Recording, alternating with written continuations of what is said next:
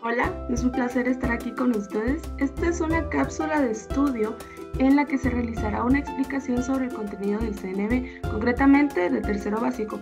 Esto con el objetivo de servir como auxiliación docente o para cualquier otra persona que desee acercarse a él. El contenido del día de hoy será dialectos, variedades geográficas, sociales y diafásicas. Te enseñaré una serie de imágenes. En esta primera tenemos un mapa mundi en el que hay diferentes tonalidades de rojo. Las tonalidades más profundas representan lo que es Hispanoamérica, junto con el Caribe y España. Estos son los países en los que el español es el idioma oficial. Posteriormente está Alaska, Estados Unidos y Brasil. Estos países son los que en el idioma oficial no es el español, pero sin embargo está presente. Muy bien. Las siguientes imágenes son los en el que el idioma español es el oficial. Como te mencioné antes, está Hispanoamérica, bueno, que aquí se agrega Brasil, pero en realidad no, y el Caribe, España, y uno interesante es Guinea Ecuatorial, que el idioma español es el oficial, más sin embargo, en realidad no lo hablan tanto porque hay muchísimas lenguas autóctonas en las que los residentes se basan. Entonces, el español es como el idioma formal para ellos, pero en realidad hablan en su lengua nativa. Muy bien. Te pasaré a explicar el índice. Veremos primeramente lo que son la explicación de los dialectos y continuamente veremos con sus respectivos ejemplos. Después te explicaré la actividad que deberás realizar para que adquieras de una mejor manera el contenido y finalmente te explicaré el recurso de evaluación en el que te diré cuáles son los criterios que debes cumplir para obtener un mayor aprendizaje. Muy bien, dialectos, variedades geográficas, sociales y diafásicas.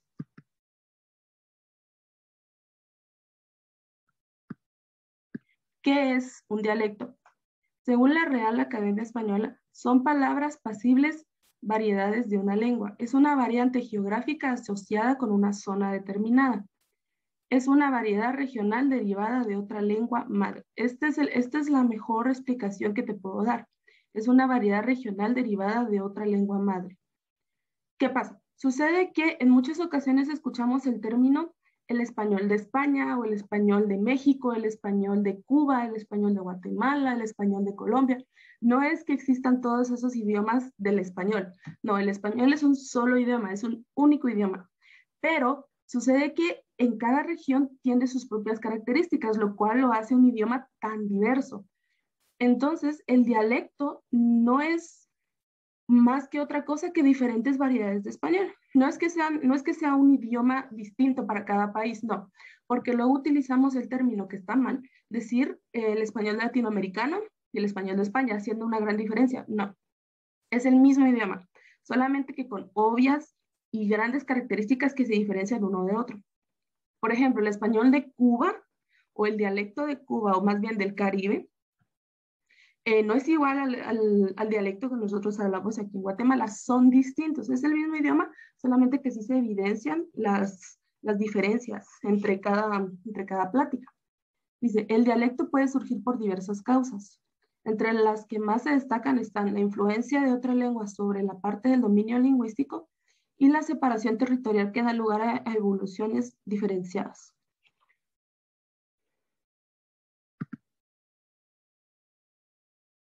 Dialectos del español en España, es lo que te decía antes. Muy bien, dice. Hay dos principales. Está el andaluz y el canario. Las principales características del andaluz son el ceseo, el yeísmo y la aspiración de consonantes. El ceseo es la nula diferenciación entre la S y la C cuando la C va junto con E e I. Muy bien. Esto sucede más que todo, si nos damos cuenta, eso lo padecemos en prácticamente casi toda Latinoamérica, en los que no hacemos diferenciación de esto, al igual que con el yeísmo, no hay diferenciación entre doble L e Y. El canario, confusión de R y L, por ejemplo, barcón por balcón. La aspiración de la J, por ejemplo, cuajo, cuago, por cuajo. La aspiración de la H, que es hablar por hablar. Asimilación de la R, cane por carne. Por ejemplo, eso aquí en Guatemala no lo padecemos. Nosotros sí realizamos la diferenciación entre R y L. No tenemos aspiración de J, tampoco aspiración de H y asimilación de R. Nosotros, aunque no hagamos la diferencia entre doble R, sí la comentamos. Entonces, podría decirse que lo que más se parece a Guatemala tenemos más que todo el dialecto andaluz, que el andaluz se habla aquí, en esta área, en este color rojo profundo en esta área, y el canario en las Islas Canarias. Y luego tenemos otros antiguos, que por ejemplo son el castellano, que es Castilla antiguamente, el catalán y el vasco o el euskera. Muy bien. Dialectos en Hispanoamérica. Hispanoamérica lo conforman lo que es la parte de México, de Norteamérica, Centroamérica y toda esta área de Sudamérica junto con el Caribe. Muy bien. Hay muchos dialectos en Hispanoamérica, pero quiero resaltar especialmente 3. El caribeño, que lo conforman Cuba, República Dominicana, varias regiones de Venezuela, costeras de Venezuela, el norte de Colombia y Panamá. Muy bien.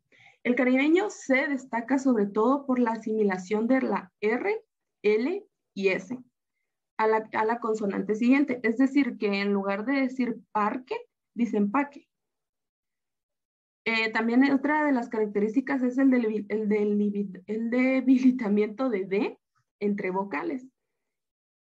Esto sucede que en lugar de decir planchado, dicen planchao. Y otra de las características es centroamericano, que lo conforma Centroamérica y el sur de México, que al contrario del caribeño sí se hace la mantención de la D. Nosotros sí decimos planchado y no planchado. Y los coloquialismos, que hay demasiados coloquialismos que son, por ejemplo, uno de los más comunes es ahorita, que en realidad la palabra no existe, pero quiere decir algo que se hará prontamente. O mande de escuchar o decir, ya voy para allá. O de platicar en lugar de conversar o charlar. Esto se podría calificar como coloquialismos. Muy bien. Otro importante es el andino. El andino, a comparación del caribeño, nunca se aspira a la S final. Ellos sí la mantienen. Pero hay algo curioso que hay confusión entre la E y la I, y la O y la U. Entonces, al comentar una palabra, por ejemplo, Ecuador, pueden decir Ecuador. Entonces, no es algo que se escuche directamente, solamente que sí se reconoce el sonido. Y el puertorriqueño, que Puerto Rico, junto con República Dominicana, son dos países muy curiosos porque poseen demasiada variedad lingüística. Además del español y obviamente el inglés por las cuestiones de migración, poseen otros idiomas como el portugués, el holandés también, y también el alemán. Variedades sociales. Por razones distintas, políticas, sociales, geográficas y culturales, de varios dialectos surgidos al fragmentarse una lengua, hay uno que se impone y que acaba por agotar el florecimiento de los otros, mientras que el primero se cultiva literariamente y es vehículo de obras de alto valor estético, hay otros que no llegan nunca a escribirse. Esto sucede en la cantidad de personas que es de ese dialecto, al igual que la distribución educativa de él. Esto se asocia a la oportunidad de recursos y la situación socioeconómica. ¿Esto qué quiere decir? Este párrafo sugiere que en algún punto histórico un idioma se antepuso ante otros. Esto hace que el idioma que se antepone sea cultivado literariamente, es decir, que se distribuya artísticamente en literatura. Esto sucedió en Guatemala en la época colonial y también la segunda parte quiere decir que el dialecto en muchas ocasiones que veremos continuamente tiene diferenciaciones entre la misma sociedad. Esto sucede por diversas razones, entre ellas están por educación, y el nivel socioeconómico. Aunque vivamos en Guatemala, siempre hay diferencia de habla. Entonces, esto pasa por diversas causas, en las que una persona puede hablar de una forma, pero otra persona de otra. Y esto tiene que ver con las variedades diafásicas. Esta variedad se da cuando el hablante escoge diferentes modalidades de la lengua según la situación comunicativa en la que se encuentre. Puede ser culto o formal, coloquial, vulgar o la jerga. Estos son los niveles de la lengua, que seguramente ya los has visto. Entonces, el culto o formal se caracteriza por la riqueza léxica, precisión, claridad y dicción. Sería preferible que todos habláramos de esta forma, pero más sin embargo no sucede. ¿Por qué? Porque nosotros también tenemos la cotidianidad en la que se practica el coloquial, que es el idioma de habla común, se caracteriza por la sencillez léxica, por el vocabulario ocasional. Es el idioma que utilizamos nosotros con nuestra familia, bueno, no idioma, es la variedad que utilizamos con nuestra familia y con nuestros amigos. Y seguidamente está el vulgar, que el vulgar es el que hay que intentar evitar, que son los usos o expresiones inadecuadas del idioma, en la que se demuestra un mal comportamiento. Puede suceder por varias causas, que es por descuido o por falta de educación. Y finalmente está la jerga, que es la característica de una región, que no se puede entender fuera de este contexto. Son estas palabras que diferencian a cada país. Esto puede sonar familiar en el sentido de que nosotros tenemos muchos guatemaltequismos o chapinismos, como los queremos decir, como por ejemplo chilero y chaca, que nosotros comprendemos qué significa cada uno de ellos, pero en otros países puede tener otro significado. Y a esto se le acuden otros aspectos como la personalidad del receptor, pues en valores, ideas, creencias y edad. Esto se refiere al tema que estamos hablando. Puede que estemos nosotros a favor de una postura, pero en realidad el receptor posea otros valores e ideales que lo hacen en contra.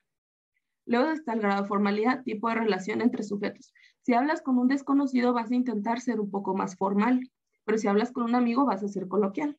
O si hablas con un familiar también vas a ser coloquial.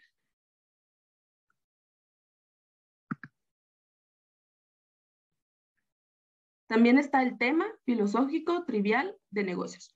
Esto quiere decir que también vamos a utilizar cierto tipo de vocabulario según el tema que estemos hablando. Por ejemplo, si nos referimos al tecnicismo de, por ejemplo, literatura, vamos a utilizar palabras específicas para la literatura que si hablamos con un compañero que tenga el mismo conocimiento, utilizaremos los tecnicismos.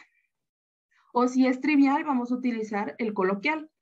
Y también está el ámbito, que es la escuela, la casa, juego, una oficina, el canal, que puede ser el teléfono, la computadora, oral o escrito. Entonces, todo esto se relaciona junto con esto. Entonces, son cosas que van de la mano, que van juntas.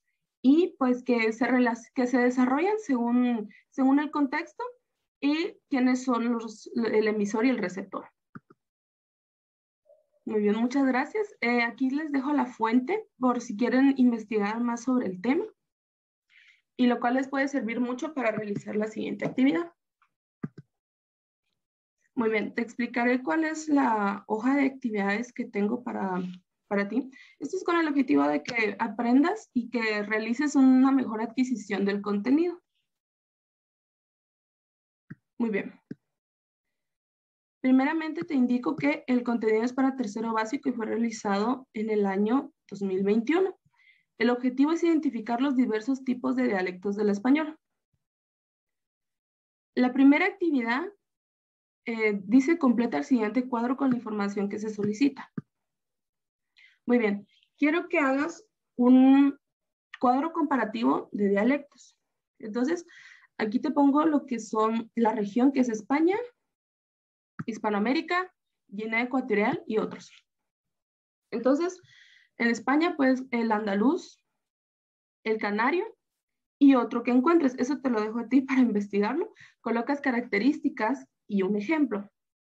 En Hispanoamérica está uno que no explica que es el Amazonas.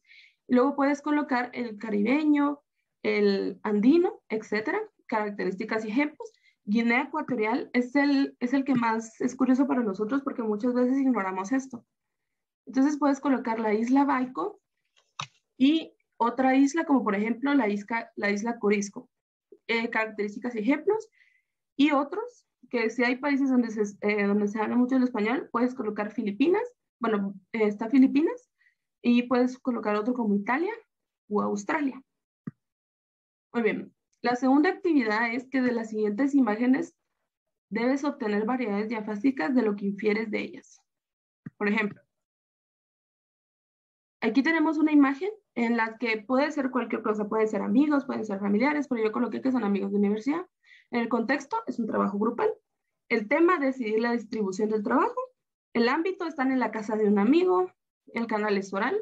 Y el país son de Estados Unidos, por ejemplo. Entonces tú debes hacer lo mismo con las siguientes, debes inferir qué es lo que ves de ellas. Y así continuamente. Mira, por ejemplo, esta es una muy familiar actualmente. Y aquí tenemos la rúbrica de evaluación, que esta se evalúa el trabajo del cuadro comparativo. Entonces, los criterios eran orden y limpieza, información puntual y coherente, correcta ortografía, comparación y semejanza entre las características, y comparación de dialectos en los diversos países de habla española. Es decir, que el cuadro esté completo. Y aquí están los demás criterios en los que se puede basar tu docente para realizarlos. Te aconsejo que la página, bueno, si no quieres utilizar este formato y deseas hacer otro, que lo cual estás en tu completa libertad, puedes utilizar una hoja de cálculo de Excel o puedes recurrir a Canva. Recuerda que dejaré los links en la descripción.